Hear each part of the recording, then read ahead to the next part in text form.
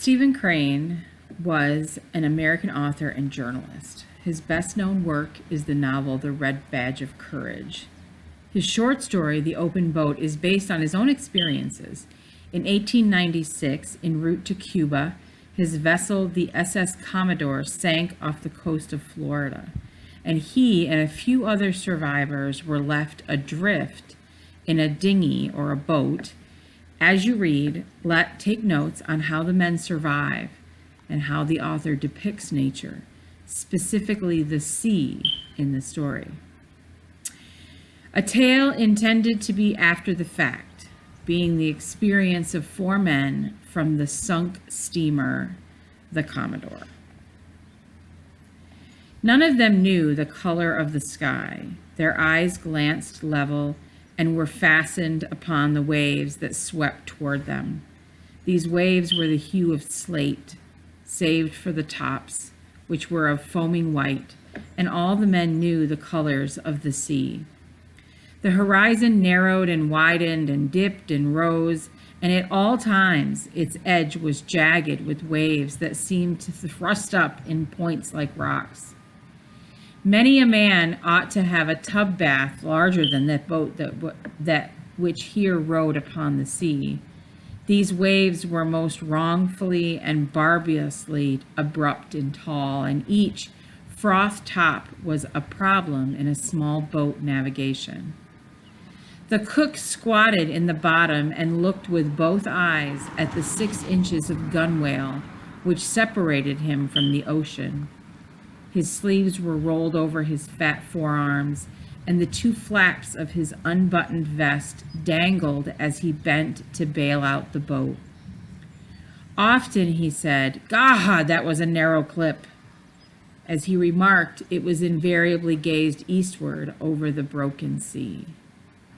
The oiler, steering with one of the 2 oars in the boat, sometimes raised himself suddenly to keep clear of water that swirled in over the stern.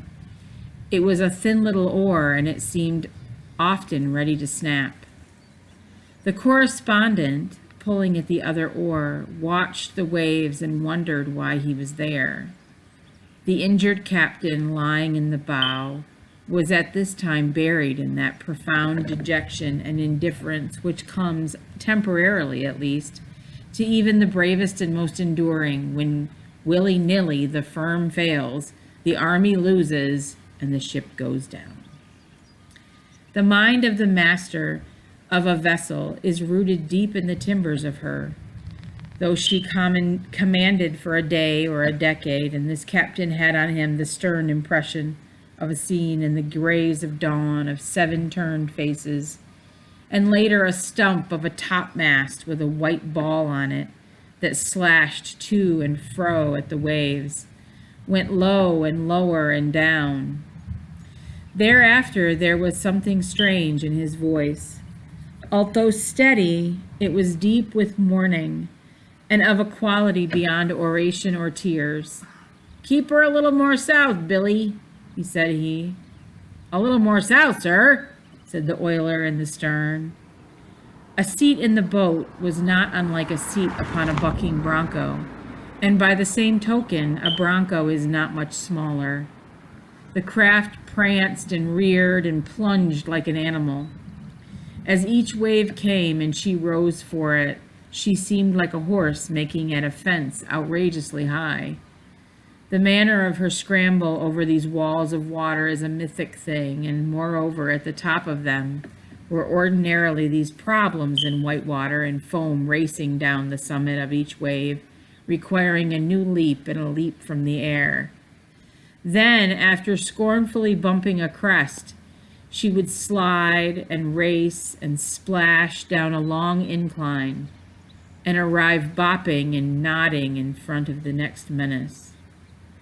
A singular disadvantage of the sea lies in the fact that after successfully surmounting one wave, you discover that there is another behind it, just as important and just as nervously anxious to do something effective in the way of stamping boats. A 10-foot dinghy One can get an idea of the resources of the sea in the line of waves that is not probable to the average experience, which is never at sea in a dinghy. As each salty wall of water approached, it shut all else from the view of the men in the boat, and it was not difficult to imagine that this particular wave was the final outburst of the ocean, the last effort of the grim water. There was a terrible grace in the move of the waves, and they came in silence, same for the snarling of the crests. In the wan light, the faces of the men must have been gray. Their eyes must have glinted in strange ways as they gazed steadily eastern. Viewed from a balcony, the whole thing would doubtlessly have been weirdly picturesque. But the men in the boat had no time to see it, and if they had had leisure, there were other things to occupy their minds.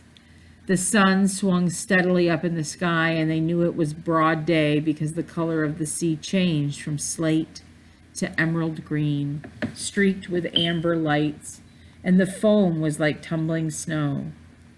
The process of the breaking day was unknown to them. They were only aware of its effect upon the color of the waves that rolled towards them. In disjointed sentences, the cook and the correspondent argued as to the difference between a life-saving station and a house of refuge. The cook had said, "There's a house of refuge just north of the Mosquito Inlet light, and as soon as they see us, they'll come off their boat and pick us up." "As soon as who sees us?" says the correspondent. "The crew," said the cook. "Houses of refuge don't have crews," said the correspondent. "As I understand them, they are only places where clothes and grubs are stored for the benefit of shipwrecked people. They don't carry crews." "Oh, yes, they do," said the cook. "No, they don't," said the correspondent.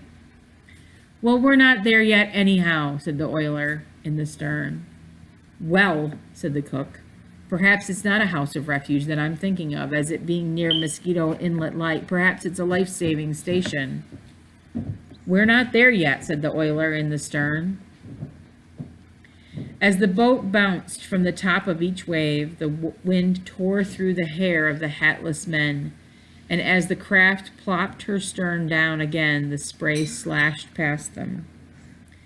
The crest of each of these waves was a hill from the top of which the men surveyed for a moment a broad, tumultuous expanse, shining and wind-riven.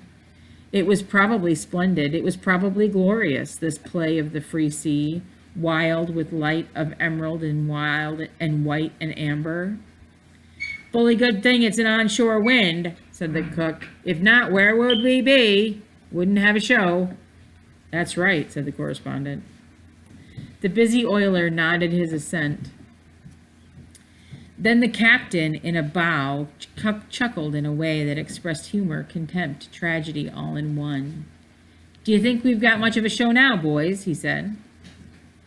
Whereupon the three were silent, save for a trifle of hemming and hawing to express any particular optimism at this time they felt to be childish and stupid.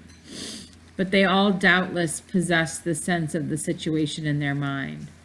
A young man thinks doggedly at such times. On the other hand, the ethics of their condition was decidedly against any open suggestion of hopelessness, so they were silent. "Oh, well," said the captain, soothing his children, "we'll get ashore all right." But there was that in his tone which made them to think, so the oiler quoth, "Yes, if this wind holds." The cook was bailing, "Yes, if we don't catch hell in the surf."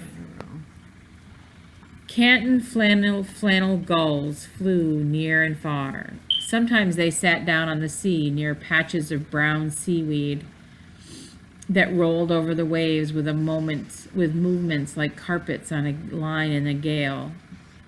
The birds sat comfortably in groups, and they were envied by some in the dinghy, for the wrath of the sea was no more to them than it was to convey of prairie chickens 1,000 miles inland. Often they came very close and stared at the men with black bead-like eyes. At these times they were canny and sinister in their unblinking scrutiny, and the men hooted angrily at them, telling them to be gone. One came and evidently decided to alight on top of the captain's head. The bird flew parallel to the boat and did not circle, but made short sidelong jumps in the air in chicken fashion. His black eyes were wistfully fixed upon the captain's head. "Ah, you ugly brute," said the oiler to the bird. "You look as if you were made of with a jackknife." The cook and the correspondent swore darkly at the creature. The captain naturally wished to knock it away with the end of the heavy painter, but he did not dare to, because anything resembling an emphatic gesture would have capsized his freighted boat. And so with his open hand, the captain gently and carefully waved the gull away.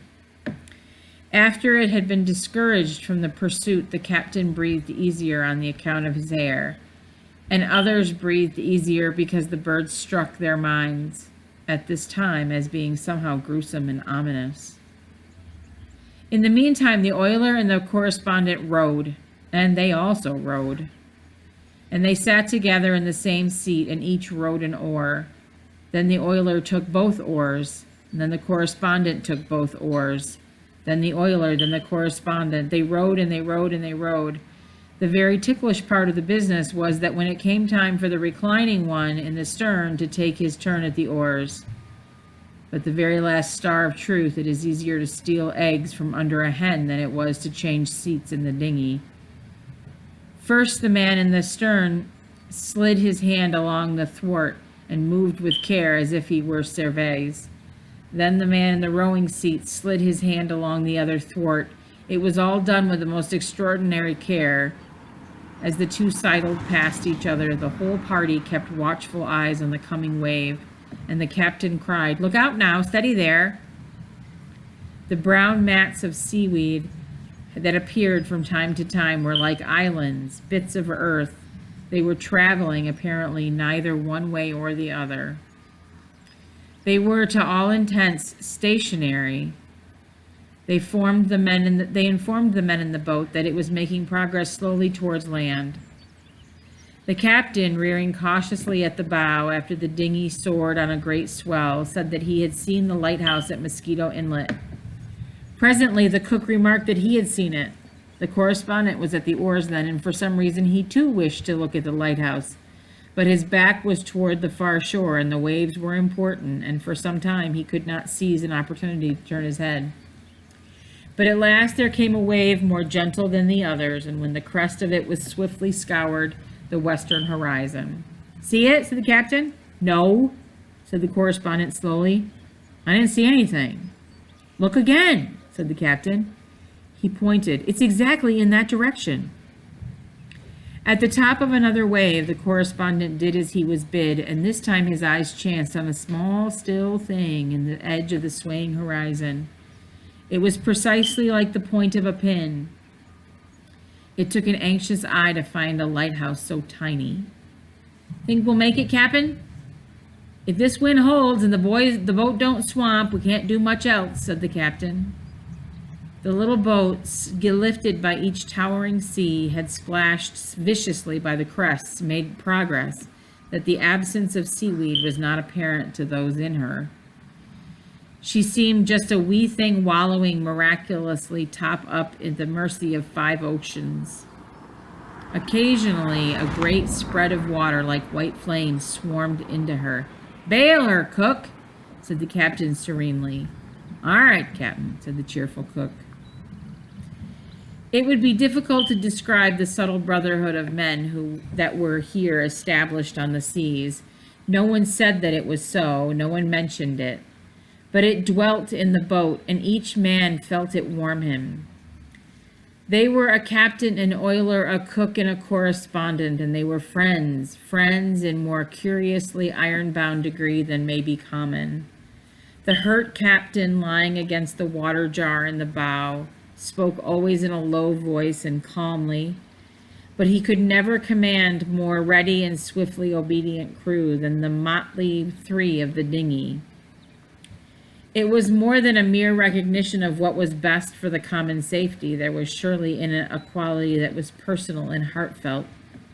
And after his devotion to the commander of the boat, there was this comradeship that the correspondent, for instance, who had been taught to be cynical of men, knew even at the time was the best experience of his life.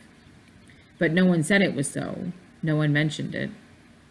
"I wish we had a sail," remarked the captain. "We might try my overcoat on the end of an oar and give you two boys a chance to rest." So the cook and the correspondent held the mast and spread wide the overcoat. The oiler steered, and the little boat made good way with her new rig. Sometimes the oiler had to scull sharply to keep a sea from breaking into the boat, but otherwise sailing was a success. Meanwhile, the lighthouse had been growing slowly larger. It now almost assumed color and appeared like a little gray shadow in the sky. The man at the oars could not be prevented from turning his head rather often to try for a glimpse of this little gray shadow. At last was the top of each wave. The men and the tossing boat could see land, even as the lighthouse was an upright shadow in the sky. This land seemed but a long black shadow on the sea. It certainly was thinner than paper. "We must be about opposite New Smyrna," said the cook, who had coasted this shore often in schooners. "Captain, by the way, I believe they abandoned that life-saving station there about a year ago." "Did they?" said the captain. The wind slowly died away. The cook and the correspondent were not now obliged to slave in order to hold the oar, but the waves continued their old impetuous swooping at the dinghy, and the little craft, no longer under way, struggled woundily over them. The oiler or the correspondent took the oars again. Shipwrecks are apropos of nothing. If men could only train for them and have them occur when the men had reached pink condition, there would be less drowning at sea. Of the four in the dinghy, none had slept any time worth mentioning for 2 days and 2 nights previous to embarking in the dinghy, and the excitement of clambering about the deck of a foundering ship they had also forgotten to eat heartily. For these reasons and for others, neither the oiler nor the correspondent was fond of rowing at this time. The correspondent wondered ingeniously how the name of all that was sane could be there be people who would thought it amusing to row a boat. It was not an amusement, it was a diabolical punishment, and even a genius of mental aberrations could never conclude that it was anything but a horror to the muscles and a crime against the back. He mentioned to the boat and in general how the amusement of rowing struck him, and the wearily faced oiler smiled in full sympathy. Previously to the foundering, by the way, the oiler had worked double watch in the engine room of the ship. "Take her easy now, boys," said the captain. "Don't spend yourselves. If we have to run a surf, you'll need all your strength, because we'll sure have to swim for it. Take your time." Slowly the land arose from the sea. From a black line, it became a line of black and line of white trees and sand. Finally, the captain said he could make out a house on the shore. "That's the house of refuge, sure," said the cook. "They'll see us before long and come out after us." The distant lighthouse reared high. "The keeper ought to be able to make us out now if he's looking through the glass," said the captain. "He'll notify the life-saving people." "None of those other boats could have gotten ashore to give word of the wreck," said the oiler in a low voice, "else the lifeboat would be out hunting for us." Slowly and beautifully the land loomed out of the sea. The wind came again. It had veered from the northeast to the southeast. Finally, a new sound struck the ears of men in the boat. It was the low thunder of the surf on the shore. "We'll never be able to make the lighthouse now," said the captain. "Swing her a little more north, Billy," said he. "A little more north, sir," said the oiler. Whereupon the little boat turned her nose once more towards down the wind, and all but the oarsmen watched the shore grow. Under the influence of this expansion, doubt and direful Apprehension was leaving the minds of the men.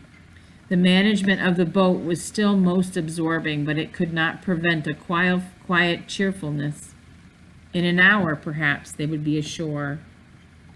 Their backbones had become thoroughly used to balancing in the boat, and they now rode this wild colt of a dinghy like circus men. The correspondent, though he had been drenched to the skin, but happening to feel in the top pocket of his coat, he found therein 8 cigars.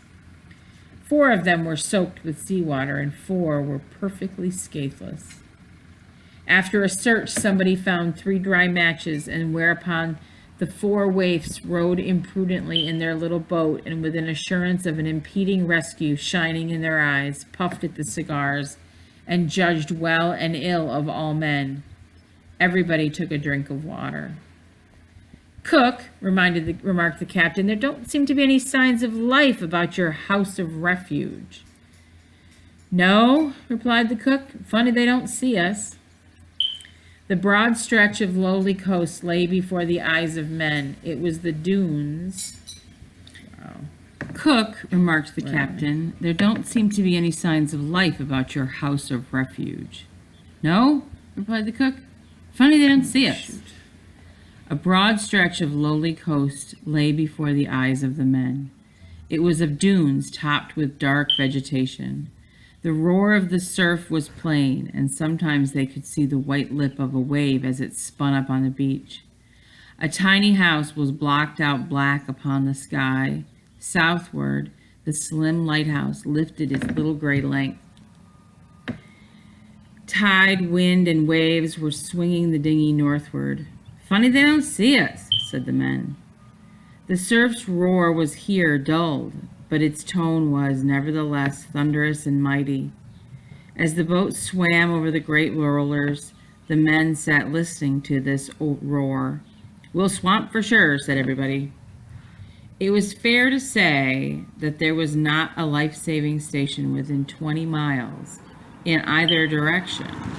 But the men did not know this fact, and in consequence they made dark and obvious remarks concerning the eyesight of the nation's lifesavers.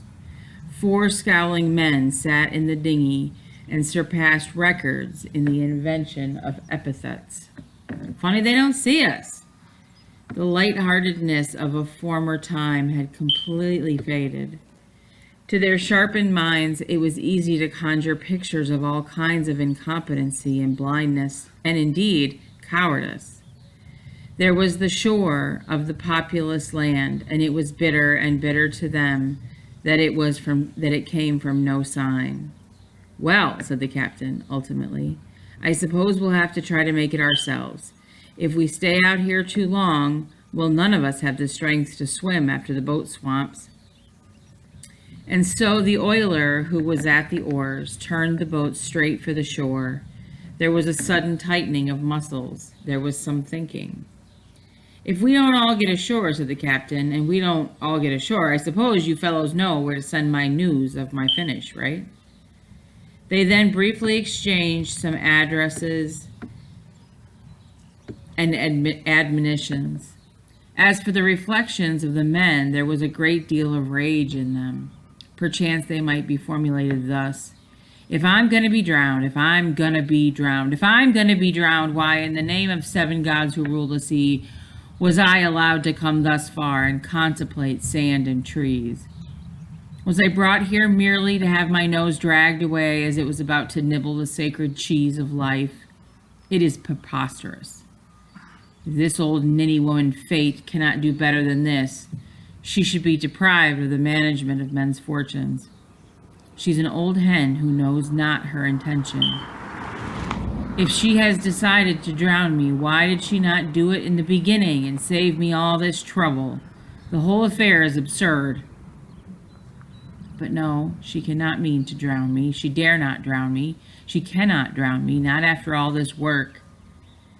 Afterward, the man might have an impulse to shake his fist at the clouds. "You just drown me now, and then hear what I call you." The billows that came at this time were more formidable. They seemed always just about to break and roll over the little boat in a turmoil of foam. There was a preparatory and long growl in the speech of them. No mind unused to the sea would have concluded that the dinghy could ascend these sheer heights in time. The shore was still afar. The oiler was wily surfman. Boys, he said swiftly, she won't live 3 minutes more, and we're too far out to swim. Shall I take her out to sea again, Captain? Yes, go ahead, said the captain. This oiler, by a series of quick miracles and fast and steady oarsmanship, turned the boat to the middle of the surf and took her safely to sea again. There was a considerable silence, and the boat bumped over the furrowed sea to deeper water. Then somebody in gloom spoke. Well, anyhow, they must have seen us from the shore by now. The gulls went in slanting flight up the wind towards the sky desolate east, the gray desolate east, a squall, marked by a dingy clouds, and clouds brick red like smoke from a burning building, appeared from the southeast.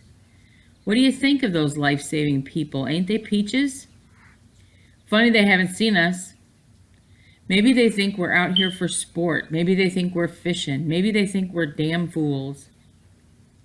It was a long afternoon. I changed tide, tried to force them southward, but wind and wave it said northward. Far ahead, where coastline and sky formed their mighty angle, there were little dots which seemed to indicate a city on the shore. St. Augustine? The captain shook his head. Too near Mosquito Inlet. And the oiler rowed, and then the correspondent rowed, and then the oiler rowed, and it was a weary business. The human back can become the seat of more aches and pains, but are registered in books for the composite anatomy of a regiment.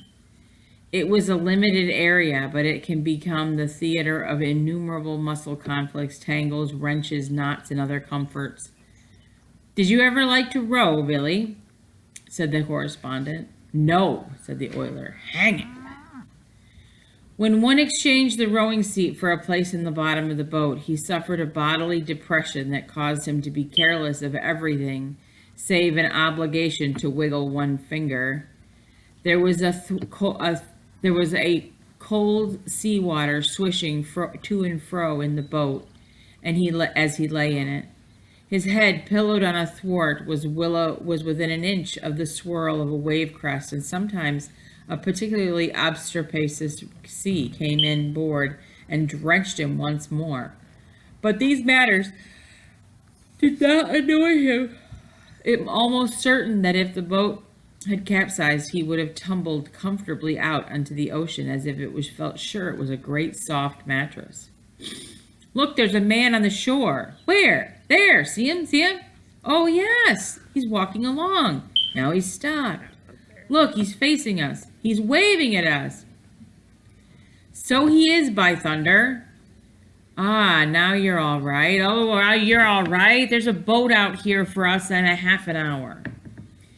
He's going on. He's running. He's coming. He's going to that house up there. The remote beach seemed lower than the sea, and it required a searching glance to discern the little black figure. The captain saw a floating stick, and they rowed to it. A bath towel was by some weird chance in the boat, and tying this to the stick, the captain waved it. The oarsman did not dare turn his head, so he was obliged to ask questions. What's he doing now? He's standing still again. He's looking, I think. There he goes again, towards the house. Now he's stopped again. Is he waving at us? Not now. He was, though. Look, there comes another man. He's running. Look at him go, would you? Why, he's on a bicycle. Now he's met the other man. They're both waving at us. Look. There comes something up on the beach. What the devil is that thing? Why, it looks like a boat.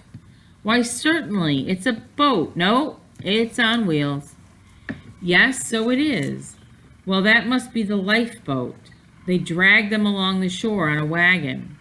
That's the lifeboat for sure. No, it's an omnibus. I tell you, it's a lifeboat. It is not. It's an omnibus. I can see it plain. See? One of these big hotel omnibuses. By thunder, you're right. It's an omnibus, sure as fate. What do you suppose they're doing with an omnibus? Maybe they're going around collecting the life crew? Hey? That's it, likely. Look, there's a yellow waving a little black flag. He's standing on the steps of the omnibus. There comes those other two fellows now. They're all talking together. Look at the fellow with the flag. Maybe he ain't waving it. That ain't a flag, is it? It's his coat. Why, certainly, that's his coat. So it is. It's his coat. He's taking it off, and he's waving it around his head. But would you look at him swing it? Oh, say, there isn't any life-saving station there. That's just a winter resort hotel omnibus that has brought over some of the boarders to see us drown. What's that idiot with the coat mean? What's he signaling anyhow? It looks as if he were trying to tell us to go north. There must be a life-saving station up there. No, he thinks we're fishing. Just give him a merry hand. See? Ah, there, Willie. Well, I wish I could make something out of those signals. What do you suppose he means? He don't mean anything. He's just playing. Well, if he just signaled us to try the surf again, or to go to sea and wait, or to go north, or to go south, or to go to hell, there'd be some reason in it. But look at him. He just stands there and keeps his coat revolving like a wheel, the ass. There comes some more people. Now there's quite a mob. Look, isn't that a boat? Where? Oh, I see where you mean. No, that's no boat. That fellow is still waving his coat. He must think we like to see him do that. Why don't he quit? It don't mean nothing. I don't know. I think he's trying to make us go north. It must be that there's a life-saving station somewhere. Say, he ain't tired yet. Look at him wave. Wonder how long he can keep that up. He's been revolving his coat ever since he caught sight of us. He's an idiot. Why aren't they getting me men to bring the boat out? A fishing boat, one of those big yawls. Could come right out all right. Why don't he do something? Oh, it's all right now. They'll have the boat out here for less than no time, now that they've seen us. A faint yellow tone came into the sky over the low land. The shadows on the sea slowly deepened. The wind bore coldness with it, and the men began to shiver. Holy smoke, one said, allowing his voice to express his impious mood. If we keep on monkeying out here, we've got to flounder out here all night. Oh, we'll never have to stay here all night, don't you worry. They've seen us now, and it won't be long before they'll come chasing after us. The shore grew dusky. The man waved a coat blended gradually into the gloom, and it swallowed in the same manner the omnibus and the book group of people. The spray, when it dashed uproariously over the side, made the voyagers shrink and swear like men who were being branded. I'd like to catch the chump who waved the coat. I feel like soaking him one just for luck. Why, what did he do? Nothing. But what he seemed was so damn cheerful. In the meantime, the oiler rowed, and then the correspondent rowed, and then the oiler rowed, and gray-faced and bowed forward, they mechanically, turn by turn, plied the leaden oars. The form of the lighthouse had vanished from the southern horizon, but finally a pale star appeared, just lifting from the sea. A streaked saffron in the west passed before the all-merging darkness, and the sea to the east was black. The land had vanished and was expressed only by the low and drear thunder of the surf. If I was going to be drowned, why, in the name of 7 mad gods who rule the sea, was I allowed to come thus far and contemplate sand and trees? Was I brought here merely to have nose dragged away as I was about to nibble at the sacred cheese of life? The captain, drooped over the water jar, was sometimes obliged to speak to the oarsman. Keep her head up, keep her head up. Keep her head up, sir. The voices were low and weary. This was surely a quiet evening, to save the oarsman heavily listing in the boat's bottom. As for him, his eyes were just capable of noting the tall black waves that swept forward in a most sinister silence, save for an occasional subdued growl of the crest. The cook's head was on a thwart, and he looked about, interest in the water under his nose. He was deep in other scenes. He spoke. "Billy," he murmured dreamfully, "what kind of pie do you like best?" "Pie," said the other oiler and the correspondent agitatedly. "Don't talk about these things, blast you." "Well," said the cook, "I was just thinking about ham sandwiches and a night on the sea in the open boat is a long night." As darkness settled finally, the shine of the light lifting from the sea in the south changed to full gold. The northern horizon, a new light appeared, a small bluish gleam in the edge of the waters. These two lights were the furniture of the world. Otherwise, there was nothing but waves. Two men huddled in the stern, and distances were so magnificent in the dinghy that the rower was able to keep his feet partly warmed by thrusting them under his companions.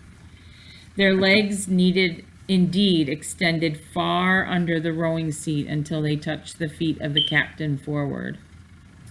Sometimes, despite the efforts of the tired oarsmen, a wave came piling into the boat, an icy wave of the night, and the chilling waters soaked them anew. They would twist their bodies for a moment and groan and sleep the dead sleep once more, while the water in the boat gurgled about them as the craft rocked. The plan of the oiler and the correspondent was for one to row until he lost the ability, and then arouse the other from his seawater couch in the bottom of the boat. The oiler plied the oars until his head drooped forward and the overpowering sleep blinded him. And he rowed yet afterward, and then he touched the man in the bottom of the boat and called his name. "Will you spell for me a while?" he said meekly. "Sure, Billy," said the correspondent, awakening and dragging himself to a sitting position. They exchanged places carefully, and the oiler, cuddling down into the seawater at the cook's side, seemed to go to sleep instantly. The particular violence of the sea had ceased. The waves came without snarling. The obligation of the man at the oars was to keep the boat headed so that the tilt of the rollers would not capsize her, and to preserve her from filling when the crests rushed past. The black waves were silent and hard to be seen in the darkness. Often one was almost upon the boat before the oarsman was aware. In a low voice, the correspondent addressed the captain. He was not sure that the captain was awake, although the Iron Man seemed to be always awake. "Captain, shall I keep her making for that north light?" The same steady voice answered him, "Yes. Keep it about 2 points off her port bow."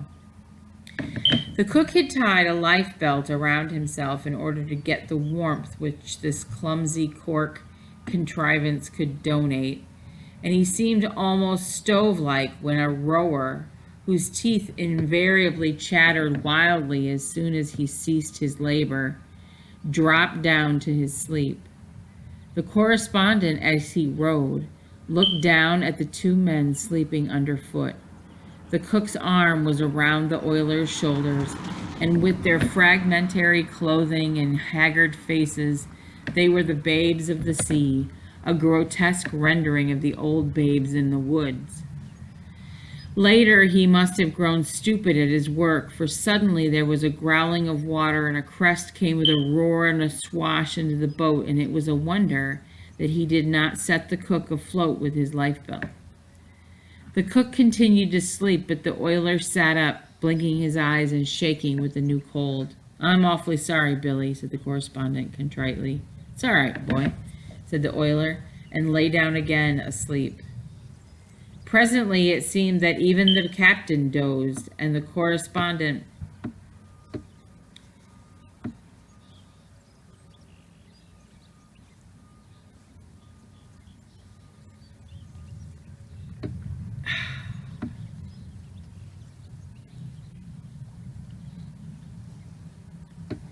And the correspondent thought that he was the one man, sorry about that, afloat on all the oceans. The wind had a voice as it came over the waves, and it was sadder than the end. There was a long, loud swishing astern the boat, and a gleaming trail of phosphorescence, like a blue flame, was furrowed on the black waters.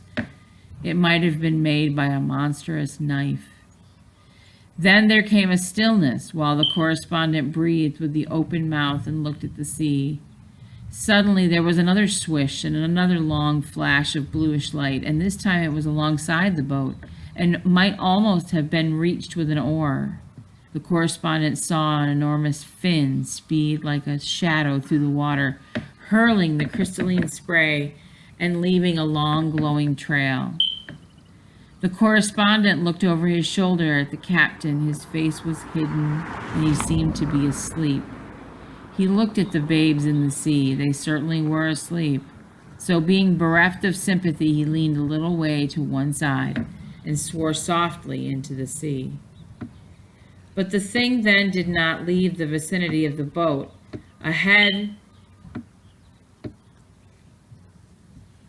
Ahead or astern, on one side or the other, the intervals long or short, fled the long sparkling streak, and there was to be heard the whoo of the dark fin.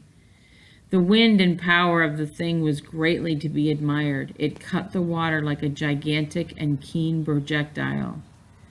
The presence of this abiding thing did not affect the man, nor with the same horror that it would have if it had been a picnicker. He simply looked at the sea dully and swore in an undertone. Nevertheless, it is true that he did not wish to be alone. He wished one of his companions to awaken by chance and give him company with it. But the captain hung motionless over the water jar, and the oiler and the cook in the bottom of the boat were plunged in slumber. Why, if I were to be drowned, if I'm gonna be drowned, why in the name of 7 mad gods who rule the sea was I allowed to come thus far and contemplate sand and trees? During this dismal night, it may have been remarked that a man could conclude that it was really the intention of the 7 mad gods to drown him despite the abominable injustice of it. For it was certainly an abominable justice to drown a man who had worked so hard. The man felt it would be a crime most unnatural. Other people who had drowned at sea since galleys swarmed with painted sails, but still. When it occurred to the man that nature does not regard him as important, and that she feels he would not maim the universe by disposing of him, he at first wished to throw bricks at the temple. He hates deeply the fact that there were no bricks and no temples. Any visible expression of nature would surely be pelleted with his jeers. Then, if there were no tangible thing to hoot, he feels perhaps the desire to confront a personification, an indulgent pleas, bowed to one knee with a hand supplicant, saying, "Yes, but I love myself." A high cold star on a winter's night is the word he feels he needs to say to him. Thereafter he knows the pathos of his situation. The men in the dinghy had not discussed these matters, but each had, no doubt, reflected upon them in silence and according to his mind. There was seldom any expression upon their faces save the general one of complete weariness. Speech was devoted to the business of the boat. To chime the notes of his emotion, a verse mysteriously entered the correspondent's head. He had even forgotten that he had forgotten this verse, but it suddenly was in his mind. A soldier of the Legion lay dying in Algiers. There was lack of woman's nursing. There was dearth of woman's tears. But a comrade stood beside him and took that comrade's hand.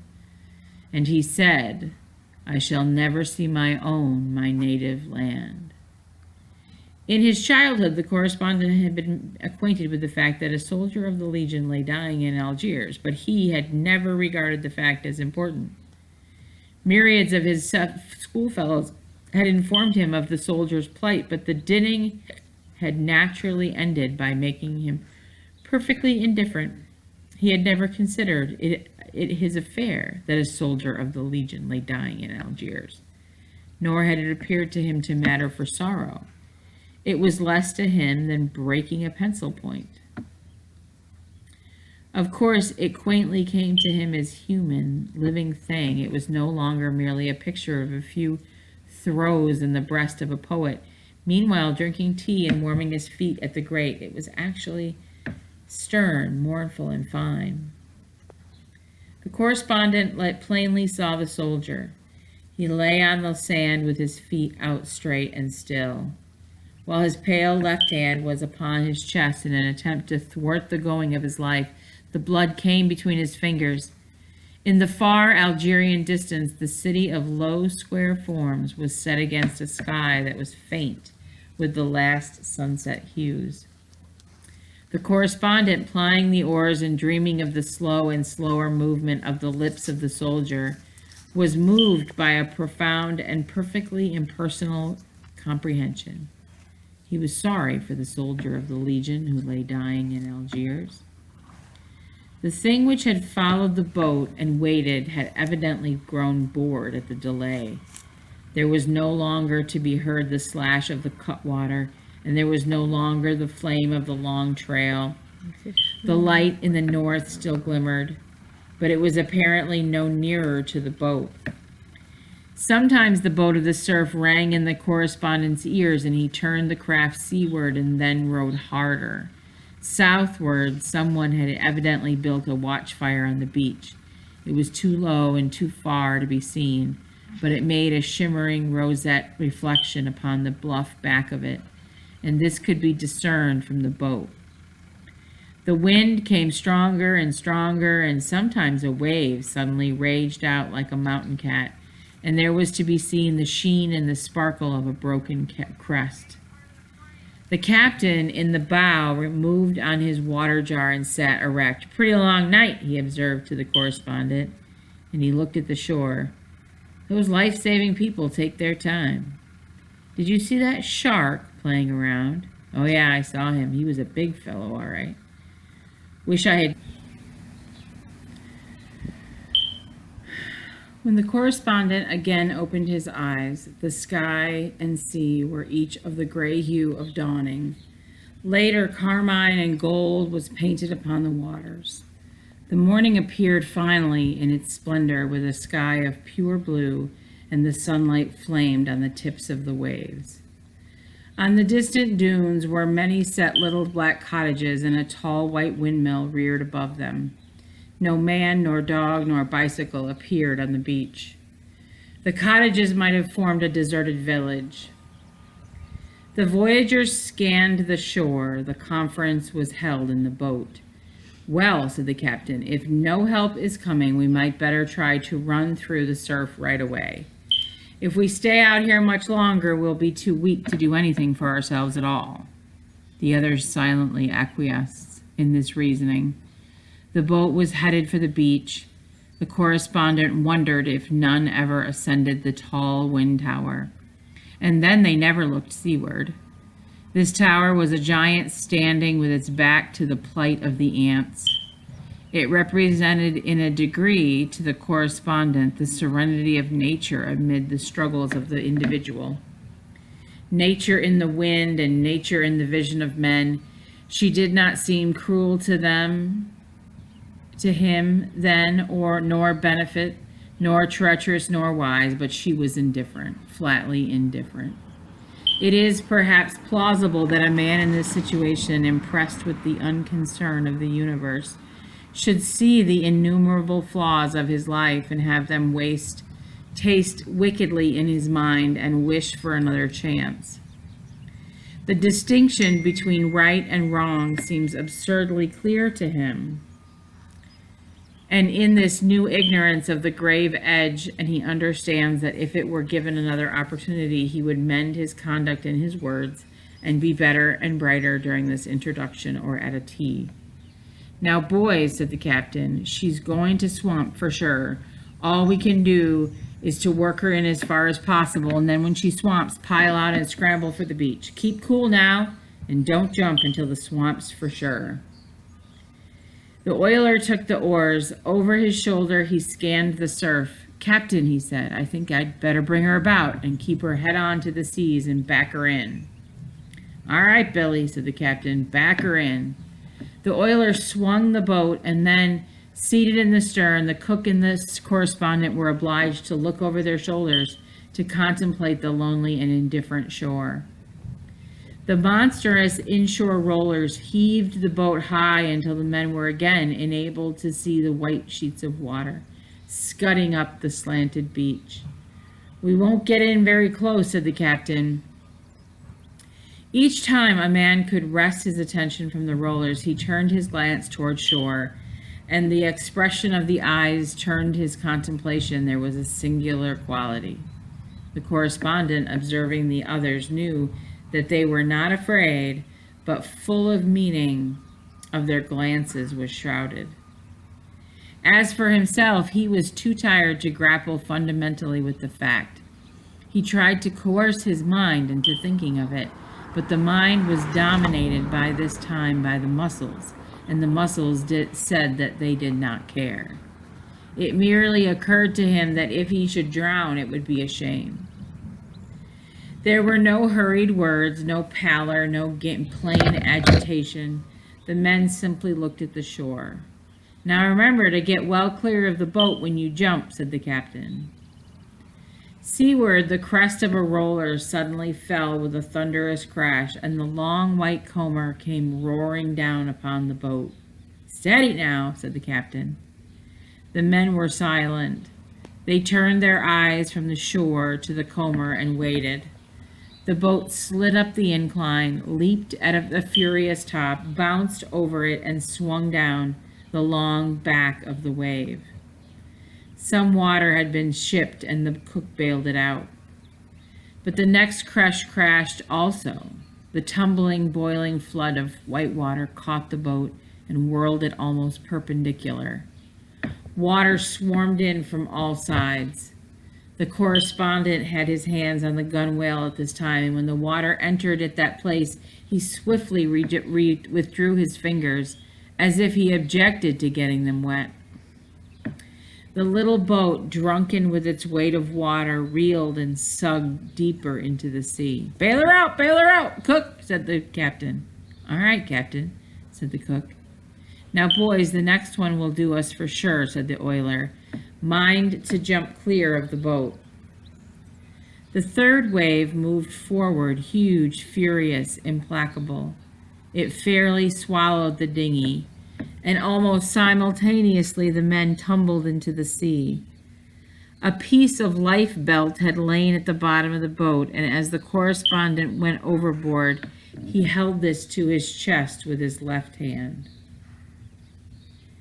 The January sky was icy, and he reflected immediately that it was colder than he had expected to find it off the coast of Florida. This appeared to his dazed mind as a fact important enough to be noted at the time. The coldness of the water was sad, it was tragic. This fact was somehow so mixed and confused with his opinion of his own situation that it seemed almost a proper reason for tears. The water was cold. When he came to the surface, he was conscious of little but the noisy water. Afterward, he saw his companions in the sea. The oiler was ahead in the race. He was swimming strongly and rapidly. Off to the correspondent's left, the cook's great white and corked back bulged out of the water, and in the rear, the captain was hanging with his one good hand to the keel of the overturned dinghy. There's a certain immovable quality to shore, and the correspondent wondered if it amid the confusion of the sea. It seemed also very attractive, but the correspondent knew that it was a long journey, and he paddled leisurely. The piece of life preserver lay under him, and sometimes he whirled down the incline of the wave as if it were on a hand sled. But finally he arrived at the place where the travel was beset with difficulty. He did not pause swimming to inquire what manner of current had caught him, but where his progress ceased. The shore was set before him like a bit of scenery on a stage, and he looked at it and understood with his eyes every detail of it. As the cook passed, much farther to the left, the captain was calling to him, turn over on your back, cook, turn over on your back and use the oar. All right, sir. The cook turned on his back and paddled with an oar, went ahead as if it were a canoe. Presently, the boat also passed to the left of the current correspondent, with the captain clinging with one hand to the keel. He would have appeared like a man raising himself to look over a board fence if it were not for the extraordinary gymnastics of the boat. The correspondent marveled that the captain could still even hold on to it. They passed on nearer the shore, the oiler, the cook, the captain, and following them went the water jar bouncing gaily over the seas. The correspondent remained in the grip of his new enemy, a current. The shore, with its white slope of sand and green buff, topped with little silent cottages, was spread out like a picture before him. It was very near to him, but he was impressed as one who in a gallery looks at a scene from Brittany or Holland. He thought, am I going to drown? Can this be possible? Can this be possible? Can this be possible? Perhaps an individual must consider his own death to be the final phenomenon of nature. But later, a wave perhaps whirled him out of his small deadly current, for he found suddenly that he could again make progress towards the shore. Later still, he was aware that the captain, clinging one hand to the keel of the dinghy, had his face turned away from the shore and towards him, and was calling his name. Come to the boat, come to the boat. In his struggle to reach the captain and the boat, he reflected that when one gets properly wearied, drowning must really be a comfortable arrangement, a cessation of hostilities accompanied by a large degree of relief, and he was glad of it, for the main thing in his mind for some moments had been the horror of the temporary agony. He did not wish to be hurt. Presently he saw a man run along the shore. He was undressing with most remarkable speed. Coat, trousers, shirt, everything flew magically off of him. Come to the boat, called the captain. All right, captain, as the correspondent paddled. He saw the captain let himself down to bottom and leave the boat. Then the correspondent performed his one little marvel of the voyage.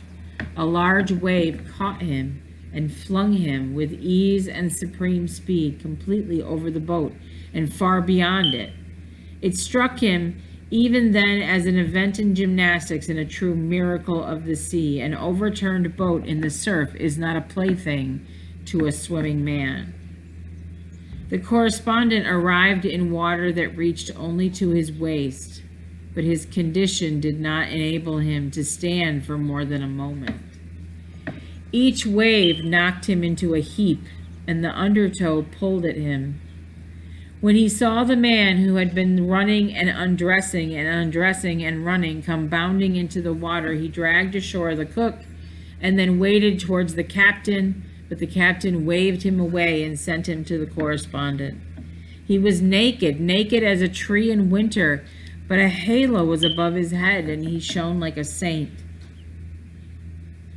He gave a strong pull and a long drag and a bully heave at the correspondent's hand.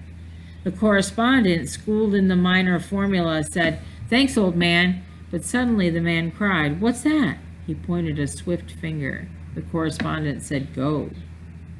In the shallow, face downward, lay the oiler.